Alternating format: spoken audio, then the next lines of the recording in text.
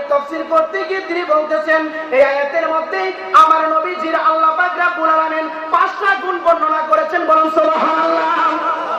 5টা গুণের মধ্যে 1 নাম্বার গুণ হচ্ছে আমার নবী হচ্ছে ইয়া আইয়ুহান নাবিয়্যু ইন্না আরসালনাকা, আমার আল্লাহ আমার নবীকে পাঠাইলেন প্রথমত হচ্ছে সাক্ষী। বলুন সুবহানাল্লাহ। আমি আপনাদের কাছে জানতে চাই, আমি আজকে এই জায়গার মধ্যে উপস্থিত হয়ে আলোচনা করতেছি, যারা দেখতেছেন তারাই তো সাক্ষী দিতে পারবেন, ঠিক কিনা বলেন? যারা দেখেন না তারা কি সাক্ষী দিতে পারবেন? পারবেন না। যারা দেখতেছেন তারাই সাক্ষী দিতে পারবেন। এই আয়াতে আমি বিশ্লেষণ করতে গেলে অনেক সময় প্রয়োজন, আমি সংক্ষেপে বলে দিচ্ছি। এই আয়াতের তাফসীরের মধ্যে এই আল্লামা মুফতি শফি তাফসীরে মারিফুল কুরআনের মধ্যে তিনি বর্ণনা দিচ্ছেন। এই আয়াতের তাফসীরের মধ্যে তিনি বলতেছেন আমার নবী শুধু আমি আখিরের জামানার উম্মতের জন্য নয়, হযরত সাইয়্যিদনা নূহ আলাইহিস সালাতু ওয়াস সালামের উম্মতের জন্য সাক্ষী হবে। বলেন সুবহানাল্লাহ। তিনি হাদিস কালা বুখারী শরীফ থেকে তিনি নকল করেছেন। বুখারী শরীফের মধ্যে বর্ণনা করা হয়েছে, তিরমিজি শরীফের মধ্যে হাদিসটা বর্ণনা করা হয়েছে, নাসাই শরীফের মধ্যে হাদিসটা বর্ণনা করা হয়েছে। আল্লামা মুফতি শফি বলতেছেন, আল্লামা মুফতি শফি ওই শফি নাবার চিটাগাঙ্গের একটা আছে না তেতুলুজুর, আছে না একটা? আছে। এটা তো আমরা বলি না, সরকারি পক্ষ থেকে ওরা বলছে তেতুলুজুর। তাতে আমাদের কোনো সমস্যা আছে?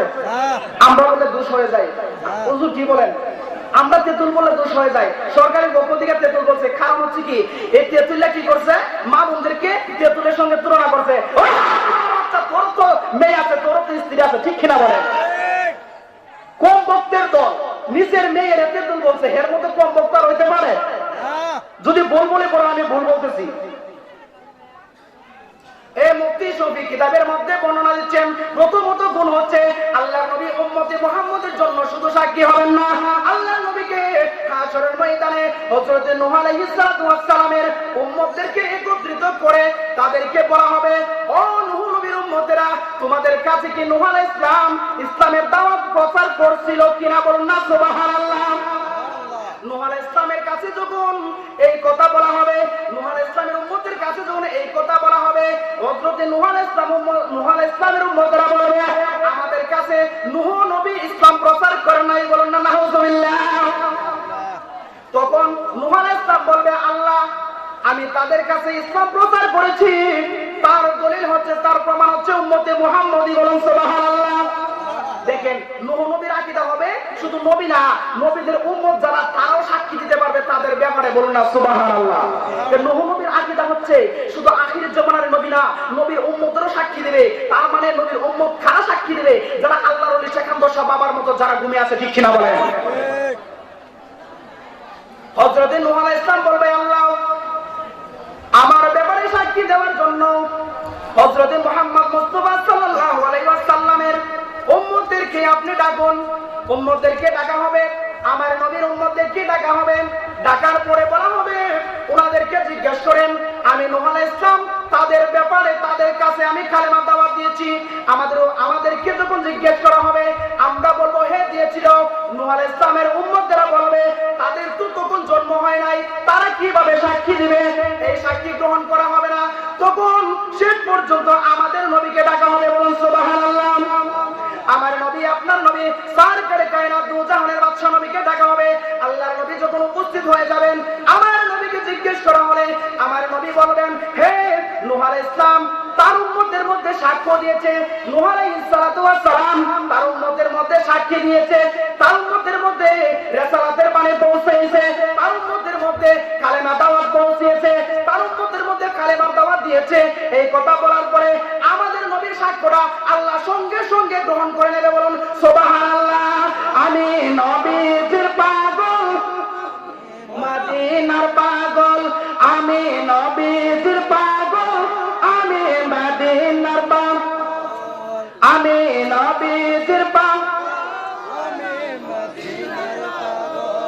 এই নাতে রাসূলুল্লাহ কি বাংলায় বলছি নাকি আর ইংলিশে বলতেছি? বাংলায় বলতেছি না? আমরা তো সবাই বাংলা ভাষায় কথা বলি।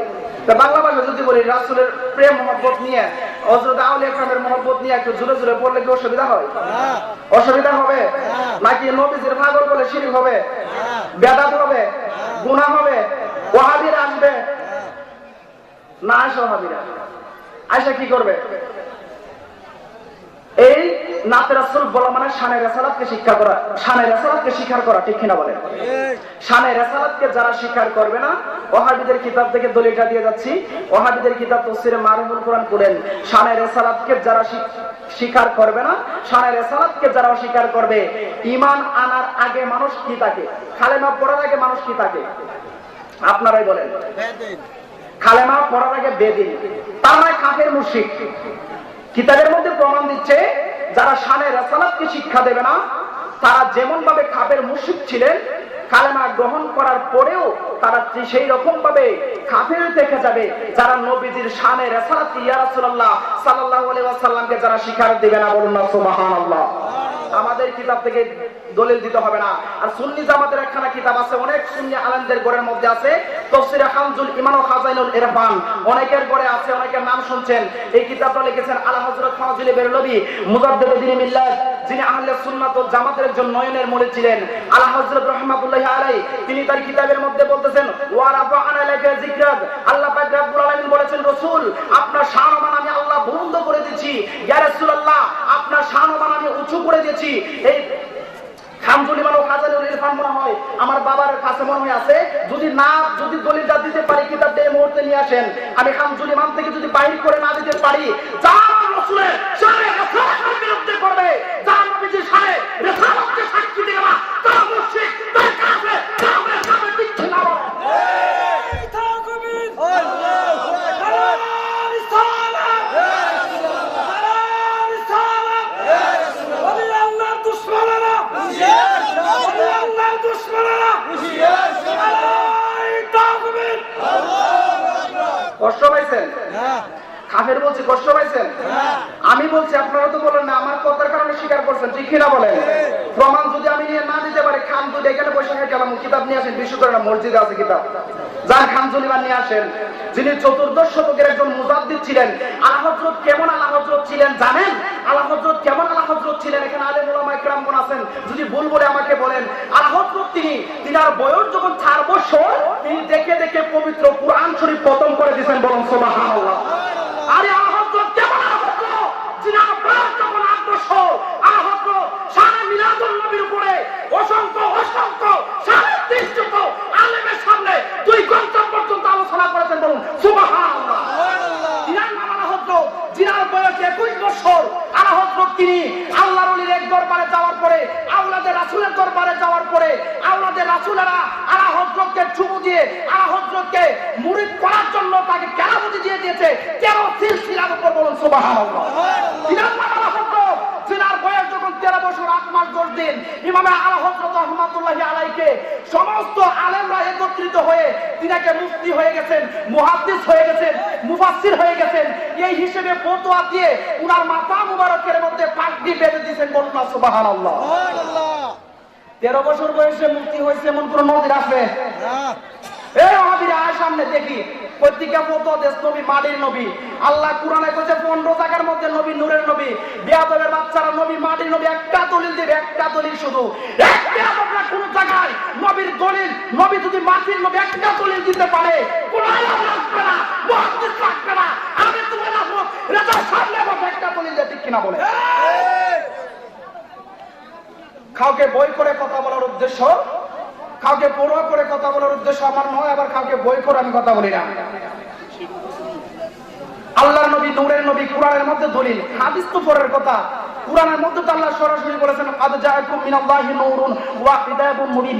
আল্লাহ পাক রব্বুল আলামিন এই আয়াতের তাফসীরের মধ্যে তিনি বলতেছেন, হযরত আব্দুল্লাহ ইবনে আব্বাস রাদিয়াল্লাহু তাআলা আনহু থেকে হাদিসে পাক তাফসীর আব্বাসিয়াতের মধ্যে 85 পৃষ্ঠার মধ্যে আমার নবীজি নূরুন আলা নূর এই হিসেবে দলিল দিতেছেন। হযরত আব্দুল্লাহ ইবনে আব্বাস রাদিয়াল্লাহু তাআলা আনহু তাফসীর আব্বাসিয়াতের মধ্যে বলতেছেন কাদ জাআকুম মিনাল্লাহি নূরুন, ইয়ানি মুহাম্মদ সাল্লাল্লাহু আলাইহি ওয়াসাল্লাম, নিশ্চয় তোমাদের নিকট আল্লাহ তাআলার পক্ষ থেকে এসেছে একটি উজ্জ্বল নক্ষত্র, একটি উজ্জ্বল নূর। সেই নূরটা হচ্ছে ইয়ানি মুহাম্মদ সাল্লাল্লাহু আলাইহি ওয়াসাল্লাম, তিনি হচ্ছে নূরে মুহাম্মদ সাল্লাল্লাহু আলাইহি ওয়াসাল্লাম। চিৎকার মেরে বলুন সুবহানাল্লাহ। তাফসীরে জালালাইন শরীফের মধ্যে 9ম শতকের মুজাদ্দিদ আল্লামা জালালউদ্দিন সুয়ুতী রাহমাতুল্লাহি আলাইহি 101 পৃষ্ঠার মধ্যে তিনি বলতেছেন কাদ জাআকুম মিনাল্লাহি নূরুন ওয়ান নাবিয়্যু সাল্লাল্লাহু আলাইহি ওয়াসাল্লাম, নিশ্চয় আল্লাহর পক্ষ থেকে তোমাদের কাছে একটা নূর এসেছে, সেই নূরে হচ্ছে আমার নবী মুহাম্মদুর রাসূলুল্লাহ, নূরে মুহাম্মদী। চিৎকার মেরে বলুন সুবহানাল্লাহ। আরো তাফসীর করেন, অসংখ্য অসংখ্য তাফসীরের রেফারেন্স এখানে পাওয়া যায়। আমি ওয়াহাবিদের কিতাব থেকে একটা দলিল দিচ্ছি, কিতাবের নাম হচ্ছে ইমদাদুস সুলুক। লিখতেছে দেওবন্দির একজন বড় গুরু ঠাকুর, তার নাম হচ্ছে রশিদ আহমদ গাঙ্গুহি। রশিদ আহমদ গাঙ্গুহি ইমদাদুস সুলুক 85 পৃষ্ঠার মধ্যে বলতেছেন, আল্লাহ পাক রব্বুল আলামিন সর্বপ্রথম যে জিনিস সৃষ্টি করেছেন সেই জিনিস হচ্ছে আমার নূরে মুহাম্মদী মুস্তাফা। চিৎকার মেরে বলুন সুবহানাল্লাহ। আমাদের কোনো বই আছে না, আমরা কিতাব দরকার না, ওয়াহাবিদের কিতাব থেকে দলিল আছে আমার নবীজি নূরুন আলা নূর। বলুন না সুবহানাল্লাহ। বলে দয়ার নবী মায়ার নবী আছে মদিনা, আমার দয়াল নবী মায়ার নবী আছে মদিনা, আমার দয়াল নবী মায়ার নবী আছে মদিনা, আমার দয়াল নবী মায়ার নবী আছে মদিনা। হরে আশিকেরা দেখতে যে চাই, প্রেমিকেরা দেখতে যে চাই, সোনালে যায় আমার দয়াল নবী মায়ার নবী আছে মদিনা, আমার দয়াল নবী মায়ার নবী আছে মদিনা। এই পৃথিবী যার হাতেরে বানাইলো না আল্লাহ, তিনি হলেন সবার প্রিয় নবী মুস্তাফা। ঠিক কিনা বলে? এই পৃথিবী যার হাতেরে বানাইলেন আল্লাহ, তিনি হলেন সবার প্রিয় নবী মুস্তাফা। আরে যার উপরে পড়েন দরুদ, যার উপরে পড়েন দরুদ মহান আল্লাহ, আমার দয়াল নবী মায়ার নবী না, আমার দয়াল নবী মায়ার নবী না, আমার দয়াল নবী মায়ার নবী। আমার বাবাজি আমার, আমরা যে আল্লাহর দরবারের মধ্যে আসলাম, অনেকে আল্লাহর দরবারের মধ্যে আসার সময় ফুল নিয়ে আসে, ঠিক না বলেন? আমি এই কথাটা কেন বলতেছি, কালকেও আমার একজনের সাথে একটা মাহফিলের মধ্যে কথা হইল। এই মাহফিলের মধ্যে তিনি বলতেছেন, আমি নামটা বলবো না, নাম বললে অনেকে চিনবেন। তিনি একজন অনেক বড় একজন বড় মাপের একজন মানুষ, যিনি একটা কলেজের মধ্যে তিনি প্রফেসর ছিলেন। তিনি সৌদি আরব থেকে গিয়ে মক্কাতুল মুকাররমার মধ্যে গিয়ে তিনি হজ করেছেন, আমার রাসূলের পাকের রওজা শরীফের মধ্যে জিয়ারত করেছেন। আমাকে একটা প্রশ্ন করা হলো, হুজুর আমি আপনাকে জিজ্ঞেস করতে চাই, এখন বর্তমান জামানার মধ্যে কিছু পীর মাশায়েখ আছে, ওই পীর মাশায়েখদের কাছে কিছু কিছু মহিলা আইসা হাতের মধ্যে তেল নিয়ে পীরের পায়ের মধ্যে দেয়, ঠিক কিনা বলেন? এইরকম আমাদের দেশে প্রচলন আছে কি নাই? এই দরবারের মধ্যে কি এই প্রচলন আছে না? আওয়াজ করে বলেন আসেনি? এই দরবারের মধ্যে নাই। দেখেন কিছু কিছু পীরের কারণে বর্তমানে যারা খাঁটি পীর তাদের নামে বদনাম হচ্ছে, ঠিক কিনা বলেন? আমি এই কথাটা এই জন্য আমার হঠাৎ করে মনে পড়ে গেল। ওই লোকটা আমাকে জিজ্ঞেস করলেন, হুজুর বর্তমান জামানার মধ্যে কিছু সংখ্যক পীররা মহিলারা দিয়ে পাও টিপা, নাউজুবিল্লাহ কোন, এইটা হারাম হারাম হারাম, মহিলারা দিয়ে পাও টিপানি এটা হারাম, এটা পীর নয়, জানলে রাখতে হবে, এটা হচ্ছে একটা জালেম, ঠিক কিনা বলেন? কিন্তু ওই কথাটাকে ফলো করে তারা বলে কি জানেন, ওই মহিলারা পীরের কাছে যাওয়ান শিরিক। দুইজনে নাউজুবিল্লাহ বলছেন, বাইরে সবাই হবি, আরে আওয়াজ করে নাউজুবিল্লাহ। আমরা ওয়াহাবি নাকি ইমানদার মুসলমান? আমি সুন্নি মুসলমান কই না। ওয়াহাবিরা কি লেখে জানেন? খাঁটি সুন্নি, আমরা খাঁটি আহলে সুন্নাত ওয়াল জামাত। দেখতেছে আরে শয়তানরা দেখতেছে বুখারী শরীফের হাদিস, এই মিশকাত শরীফের মধ্যে বর্ণনা করা হয়েছে, আল্লাহ রাসূল বলেছেন 73টা দল হবে, 72টা দল জাহান্নামী হবে, একটা দল জান্নাতি হবে। সেই জান্নাতি দলটা হচ্ছে একমাত্র আহলে সুন্নাত ওয়াল জামাত। এতদিন যে খানার ঘরের খানা গলদের সোহের মধ্যে পড়ছে, একটা আছে না আলু ভুড়ি না ডাইলের ভুড়ি, আসেনি? চিনেন সবাই? আমরা অলিপুরি কই না, অলিপুরি হবে কেমন? অলিপুরের কেমন হইব? অলিরে বিশ্বাস করো না, অলিপুরে না ডাইলের ভুড়ি। এই ডাইলের ভুড়ি লেখছে কি জানেন? নেটের মধ্যে সার্চ দেন, ডাইলের ভুড়ির বক্তব্য আছে, কই কি জানেন? যারা নবীরে হায়াতুন নবী মানবে না তাদের অন্তরের একটা চোখ আছে, এই চোখের মধ্যে আল্লাহ, এই চোখের মধ্যে আল্লাহ কালো পর্দা দিয়ে দিছে, কালো চশমা দিছে। বলুন না আল্লাহু আকবার। খারাপের মধ্যে ভালো কথা মাঝে মাঝে আয়ে কি আয়ে না। এই ডাইলের ভুড়ি এতদিন কইছে হায়াতুন নবী মানন শিরক, কইছে কি কইছে না? ডাইলের ভুড়ি কইছে হায়াতুন নবী মানন বেদাত, বলছে কি বলছে না? ওই ডাইলের বুড়ি হন কই নবীর যারা আয়াত নবী মানবে না তাদেরকে বলে আল্লাহ কালো চশমা দিছে। কোন আল্লাহু আকবার। বিয়াদব নাস্তি মুতি খাইয়া জায়গা পাইছো শেষ পর্যন্ত, আইলে কি কাম হইব? ইমান তো নাই, ঠিক কিনা ধর? আমি বলতে চেয়েছিলাম বর্তমান জামানার কিছু বন্ডবীর আছে তাদেরকে আগে পরীক্ষা করে নিয়েন। মহিলারা দিয়া ফিফটি সাউটিবা তারা হলে বন্ড। আমাদের এই দরবারের মধ্যে শাহ আলম শাহ বাবার আজকে উরুস মাহফিল কোন কেউ একটা মানুষ দেখছেন যে কোন মহিলারা দিয়া ফাউটি পাইতাছে? দেখছেন একটা মানুষে? এই দরবারের বদনাম হচ্ছে কোন কারণে? বন্ডদের কারণে না? পীর মাশায়েখের দরবারের বদনাম হচ্ছে কিছু লম্বা চুলওয়ালা কিছু বন্ডদের কারণে, ঠিক কিনা বলেন? এর জন্য আমি যারা লম্বা চুল রাখে তাদেরকে আমি গালি দিচ্ছি না। লম্বা চুল রাখা সুন্নত, এটা রাসূলের পাকের সুন্নত, ওয়াহাবীরা কো জায়েজ নাই। মাথা কামেন না বলে যে জাহান্নামের লক্ষণ, মেশকাতের মধ্যে হাদিস আছে, বুখারীর হাদিস। মাথা কামেন না চল যাতা সব জাহান্নামের লক্ষণ। জাহান্নামের লক্ষণ আছে অনেকগুলা। মাথা কামাইবো বেশি বেশি কইরা, মাথা কামাইবো বেশি, কপালের মধ্যে খালা খালা দাগ পড়বো। দেখেন আলা হযরত রাহমাতুল্লাহি আলাইহি ফতোয়া আফ্রিকার মধ্যে বলে দিচ্ছেন মাথার মধ্যে যদি কালো দাগ পড়ে তারা নামাজি নয়, তারা জাহান্নামী। বলুন আল্লাহু আকবার। এর জন্য আমি বলতে চেয়েছিলাম আল্লাহর ওলির দরবারে কিছু কিছু মানুষ গোলাপ ফুল নিয়ে আসে, যে কোনো ফুল হোক, জীবিত ফুল নিয়ে আসে আল্লাহর ওলির দরবারের মধ্যে, মাজারের মধ্যে। এইটা আমরা নিয়ে আসি কি আসি না? মোমবাতি জ্বালাইছে না? ওলির দরবারে মোমবাতি জ্বালাইছি না? এটা কি সওয়াবের কাজ না গুনার কাজ? দলিল দেন, দলিল দেন। ওয়াহাবীরা কইবো দলিল দেন। এই ওয়াহাবীরা কিতাব ফতোয়া আফ্রিকা ৭৪ পৃষ্ঠায় শুধু এই গান আল্লামা আরিফ বিল্লাহ আব্দুল্লাহ নবুসি রহমাতুল্লাহি আলাইহি তিনি কিতাব লিখেছেন শরহে তরিকায়ে মুহাম্মদিয়া। কিতাবের মধ্যে তিনি বলতেছেন যদি কোনো ব্যক্তি আল্লাহর ওলির মাজারের মধ্যে ফুল নিয়ে আসে বরঞ্চ এটা শিরিক বেদাতের কোনো প্রশ্নই উঠে না, এটা শিরিক বেদাত হতে পারে না। আল্লাহর ওলির মাজারের মধ্যে ফুল দেওয়ান বরঞ্চ এটা মুস্তাহসান। বলুন না সুবহানাল্লাহ। এটা সওয়াবের কাজ। বলুন আল্লাহু আকবার।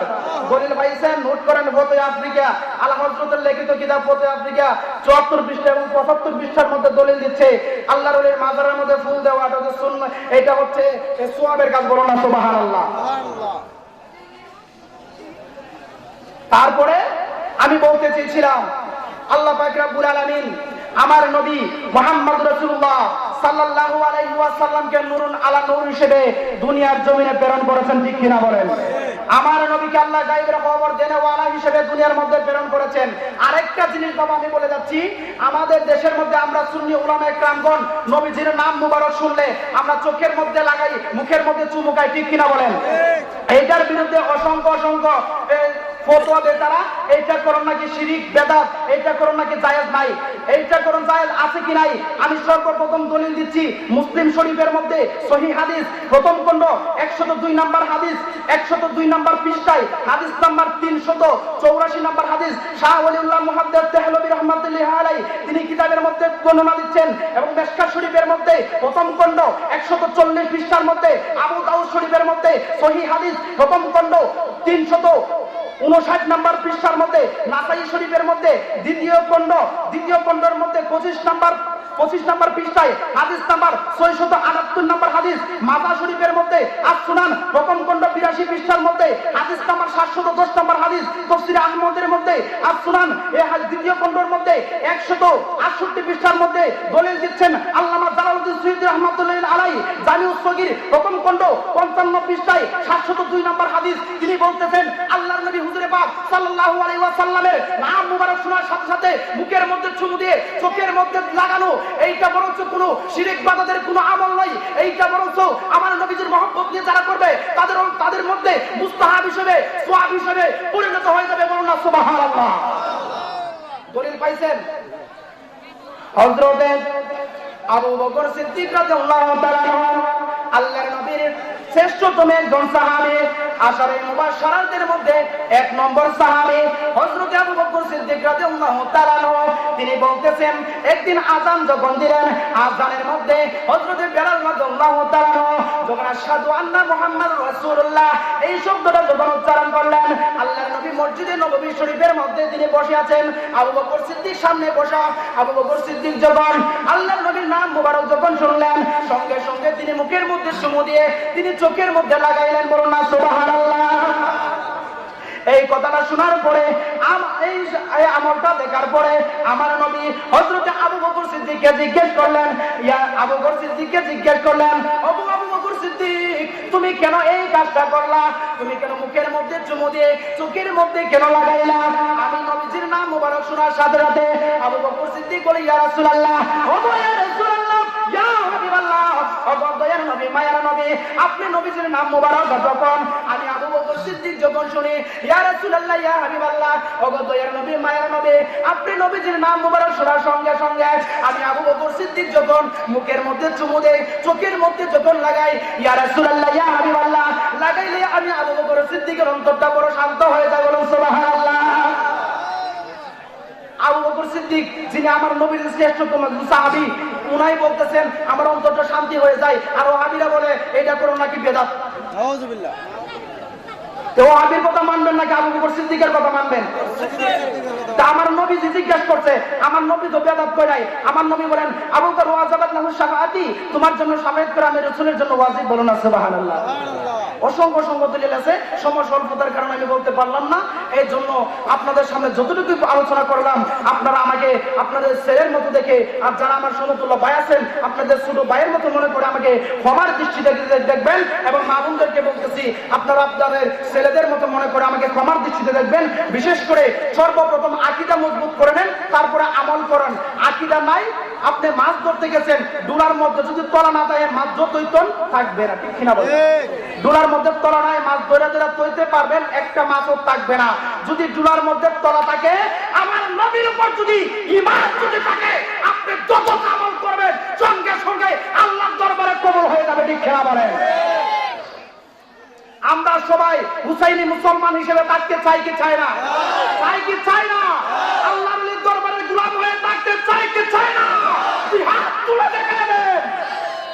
নারায়ে তাকবীর, আল্লাহু আকবার, রিসালাত, ইয়া রাসূলুল্লাহ, নারায়ে রিসালাত, ইয়া রাসূলুল্লাহ, রাসূলুল জামাত, জিন্দাবাদ জিন্দাবাদ, নারায়ে গাউসিয়া, ইয়া গাউসুল আযম দস্তগীর, নারায়ে গাউসিয়া, ইয়া গাউসুল আযম, নারায়ে তাকবীর, আল্লাহু আকবার, আল্লাহু আকবার বলেন সবাই।